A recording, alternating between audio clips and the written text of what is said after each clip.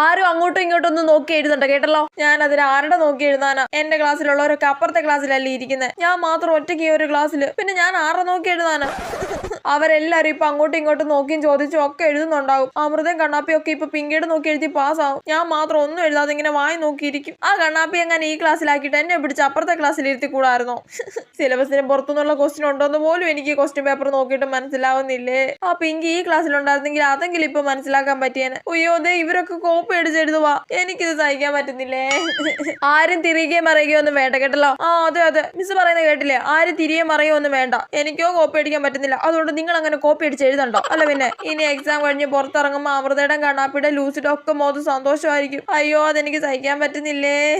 അവർക്ക് എക്സാമിന് ഒന്നും എഴുതാൻ പറ്റല്ലേ. അവരുടെ ക്ലാസ്സിലുള്ള സ്ട്രിക്റ്റ് ആയിട്ടുള്ള ഏതെങ്കിലും ടീച്ചർ ആയിരിക്കണേ. അവരെ അങ്ങോട്ടും ഇങ്ങോട്ടും അനങ്ങാൻ പോലും മിസ് വിടല്ലേ. സൈലൻസ്. ഈ ക്ലാസ്സിലെ ആൾക്കാരെയും കോപ്പി അടിക്കാൻ വിടല്ലേ ദേമേ.